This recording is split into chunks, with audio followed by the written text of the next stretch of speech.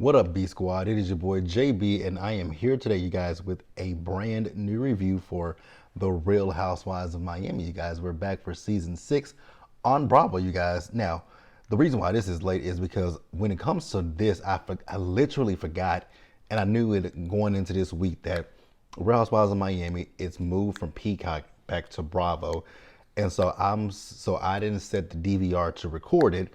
So I had to watch it on demand, and with on demand, I had to sit there and watch the commercials, right? But season 6, we're here, you guys. Episode 1. This episode was titled Nuevos, Horizontes, you guys, and it stands for New Horizons in Spanish. So before we go ahead and get into the review, you guys, if you guys are watching this video or any other video on the channel and you guys aren't subscribed yet, then I need you guys to do me a solid favor and stop taking me out on this date and then having me pay for it at the end of it. Now, you guys know the routine. You can do me that favor by liking the video, subscribing to the channel, and turning on your post notifications. And with that out of the way, without further ado, let's go ahead and discuss The Real Housewives of Miami, now on Bravo, shall we? All right, you guys. So this was a supersized episode. So it was an hour and 15 minutes.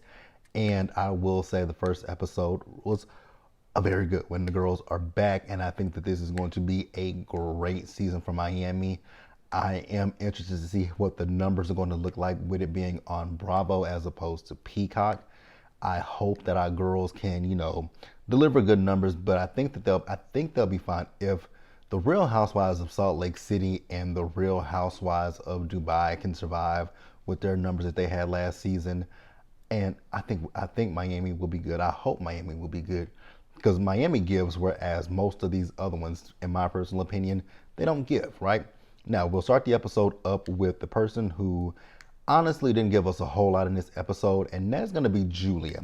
So you guys remember before the reunion last season, we found out that Martina had throat cancer as well as breast cancer, and we know that since then Martina has beaten cancer. So we definitely got to say congratulations to Martina for beating throat and breast cancer. I mean, double cancer.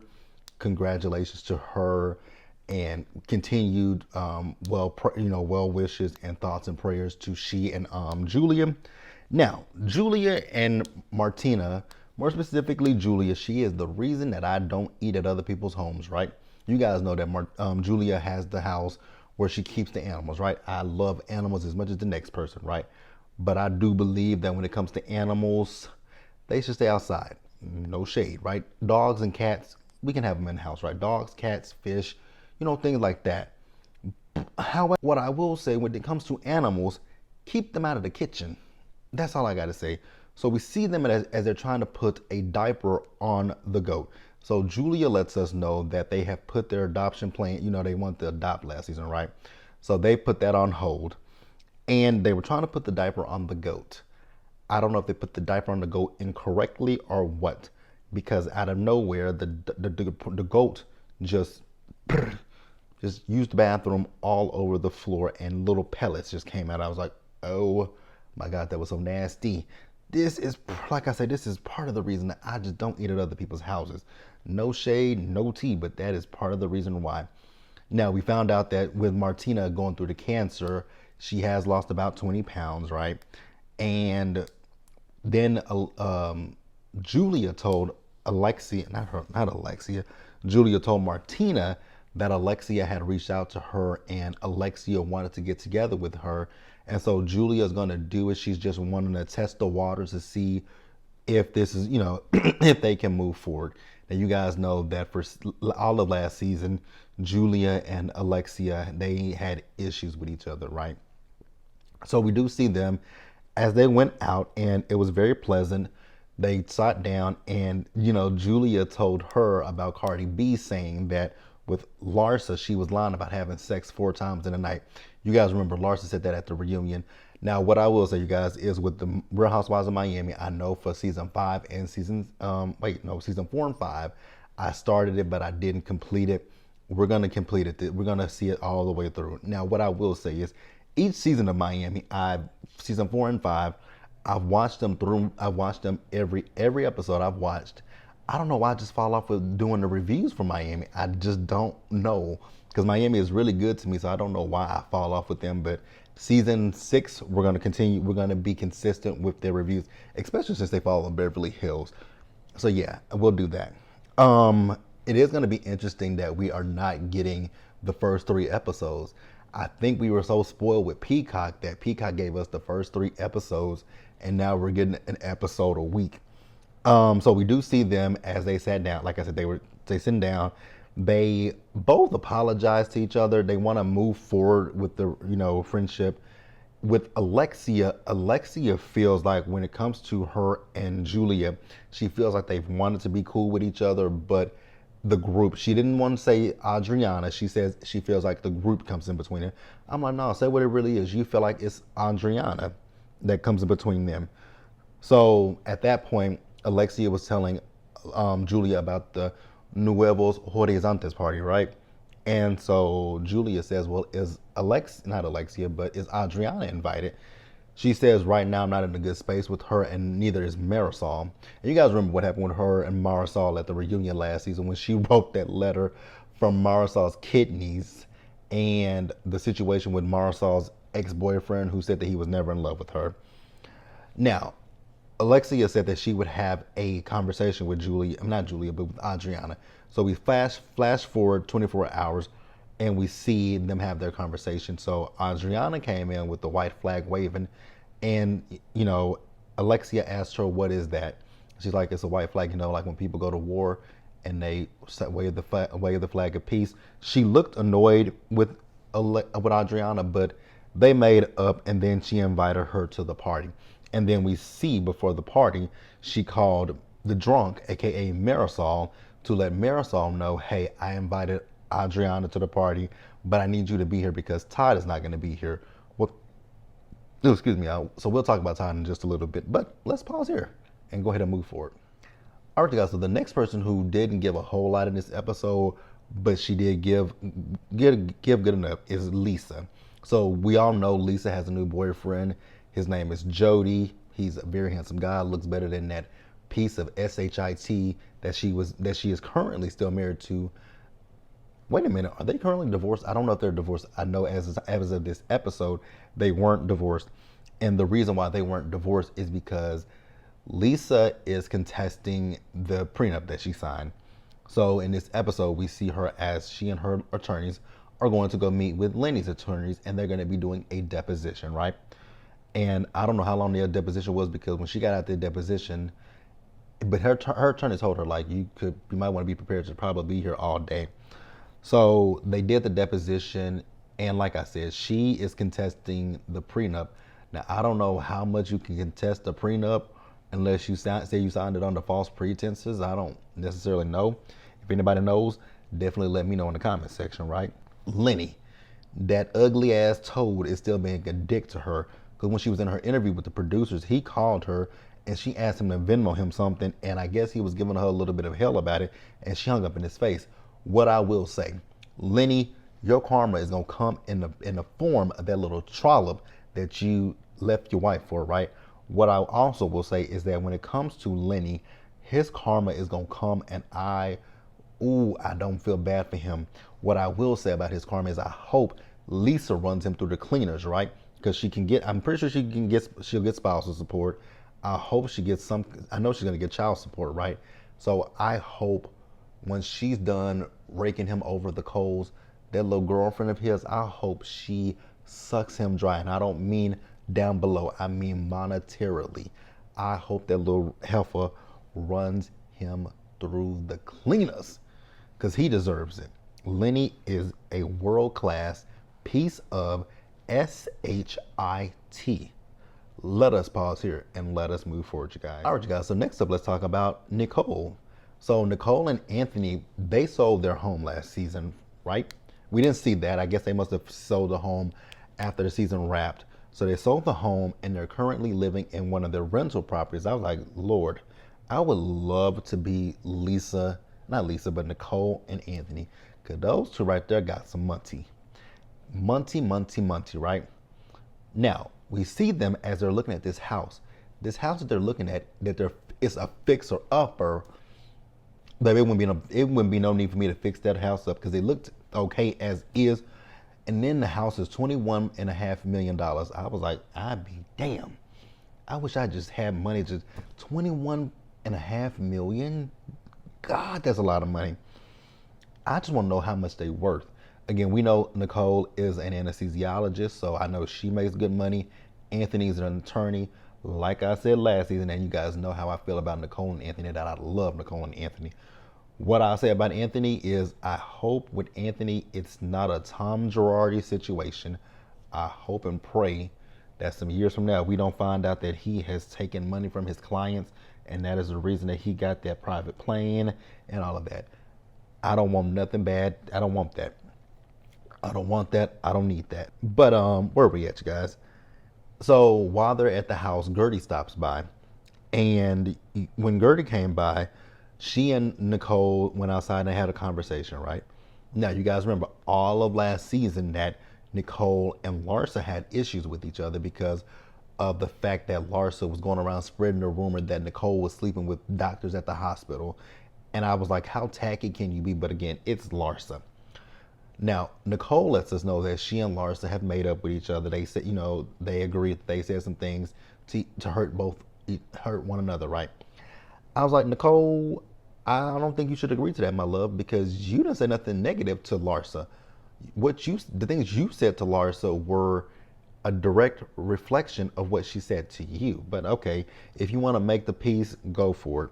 Now, Gertie says on the flip side that she and Larsa are not in a good space. And I remember when I saw this on Twitter, I think this was after the reunion last year when, wait, actually, technically it wasn't last year, it was this year. You guys realize we've gotten 2 seasons of Miami in 2023 because season 5 premiered at the end of 2022 and we don't wrap it up until this year. Wow, I just thought about that. We got 2 seasons in the same year. Now, remember earlier when they filmed I know it was earlier this year when not Larsa but Gertie did this interview, and they were asking her who was the fakest one of her cast, and she said it was Larsa. And let's be real, Larsa is the fakest. Larsa is the fakest. Nothing up here is original or you. The nose, the lips, everything up on your face is fake. The boobs, fake. Your ass, fake. You can say that your butt is real, but your ass is fake as hell. Your ass is fake. So yes, Larsa, everything about you is fake. Your hair, fake. Everything about you, fake. Nails, fake. So yes, look in the mirror, Larsa. Fake is who you are, and a liar is who you are too. So let's pause here with Nicole and move forward, you guys. All right, you guys, so we are breezing through this episode. Next up is the fakest of them all, Larsa Pippen. Now, we see her and her dumbass boy toy, Marcus. Every time I see Marcus, he just looks like dope. He just looks like a dumb dunce. Period. That's all I got to say. The man just looks like a dunce. But if he likes it, I love it. We find out that they've been dating for the last 10 months. I couldn't be bothered to give a flying friggazle frack fuck. Period, point blank. The thing that blows me with Larsa is the fact that she lied the whole time that they were talking, saying, oh, we're just friends. But then you're in a relationship. Then you say, oh, his dad, they approve, him and Michael and Juanita approve of the relationship. And Michael Jordan went on the podcast and said he does not approve of the relationship. So Larsa, you prove that you're nothing but a liar. But like I said, they've been together for 10 months. And this is actually where we met Lisa's boyfriend, Jody. Lisa still has the ring, her engagement ring from Lenny, but she got a resize to put on her middle finger as a fuck you, basically, right? I told you guys that they're still not divorced. She says that the divorce is getting ugly day by day. And Larsa asked, her boyfriend, Jody, how does he feel about this whole situation with Lenny? He doesn't like it, but it's something that they got to deal with until she gets divorced. And then Larsa is telling Lisa about the situation with Gertie, how Gertie called her fake. And I'm not fake. Once again, I just pointed out everything about you that is fake. So yes, you're fake. Okay, maybe you're not fake. Maybe you want to call yourself plastic. I don't know. But everything about you is not real. Nothing about you is real. You're fake as hell. Very fake. Affected.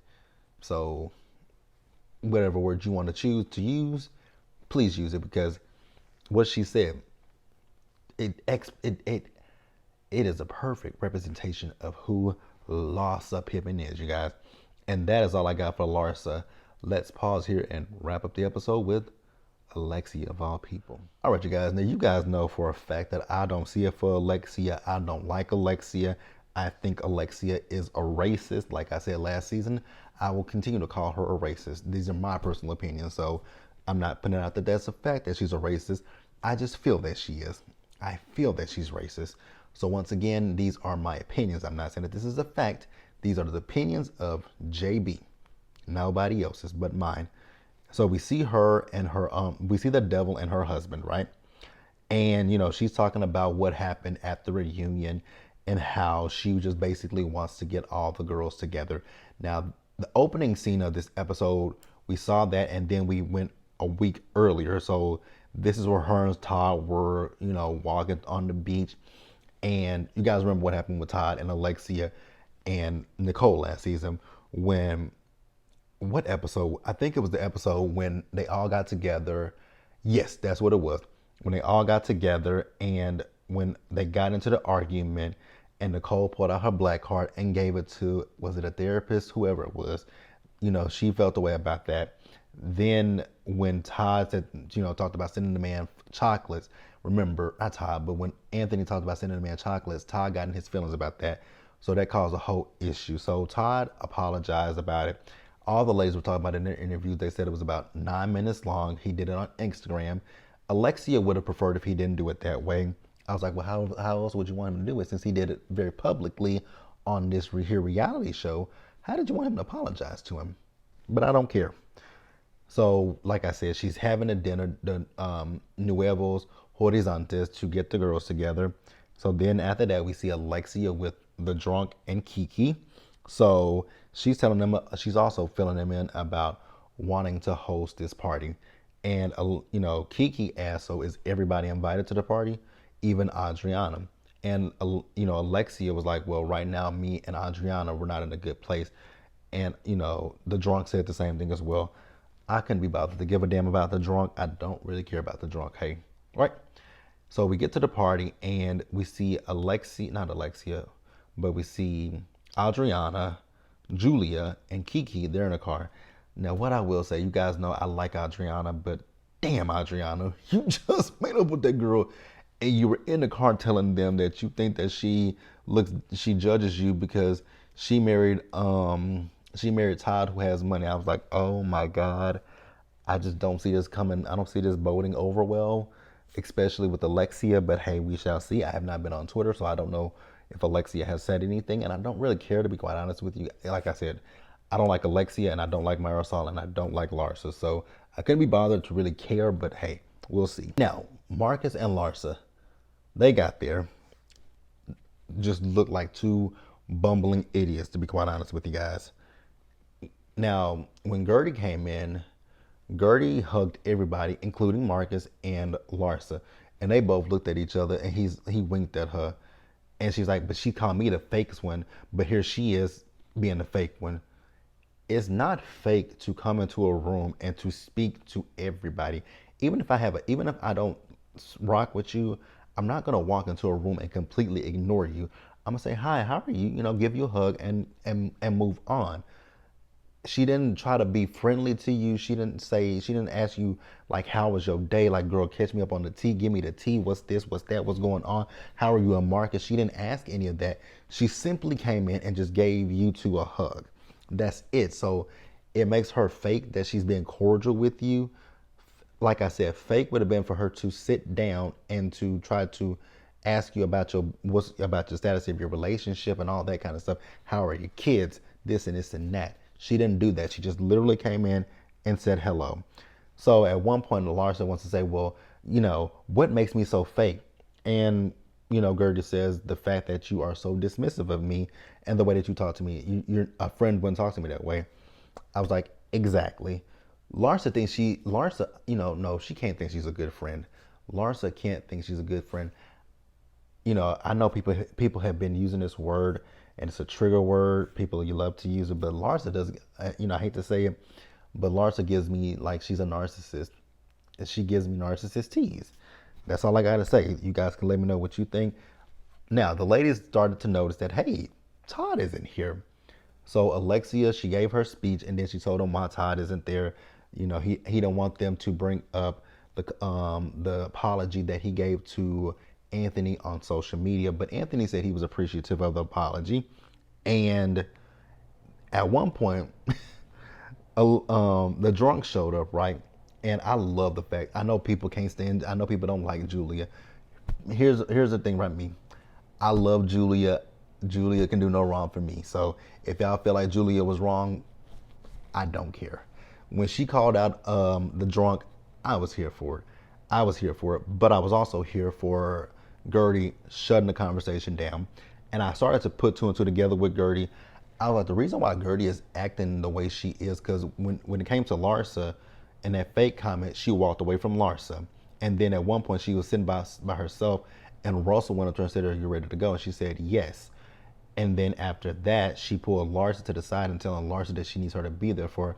And so then we flash back a day before the party, and that's when we see. Now at this point, I don't think that she knew that she had breast cancer. I think she got the call for them to do, a more invasive, more invasive view of her breast to see if she actually, in fact, had breast cancer. But like I said, we all know that she did have breast cancer, and I did see recently that she rung the bell. So we're gonna keep Gertie lifted up in prayer that she gets through, gets through everything, and that the breast cancer. I haven't again. I follow her on Instagram, but I don't know that she said that she's breast cancer free. I just know that she rang. I know she rang the bell when she was through with chemo. Maybe that. Maybe yeah. Again, I don't know too much about. And I'm gonna have to ask my cousin, because my cousin had breast cancer. So I'm gonna have to ask her what is, if that's what that means, ringing a bell. But you guys can let me know too if you guys, because I know she rang the bell, which I believe I think that's what that. I know she was finished with the treatments. I know she was finished with the treatments, but that's it, you guys. Let me know if you guys watched this season premiere of The Real Housewives of Miami, what you thought about it in the comment section below. Subscribe to the channel, turn your post notifications, and also share the video, you guys. And until the next time, stay safe out there. Take care of yourselves, wash your hands, be blessed, and I'll see you guys in the next one. Bye, guys.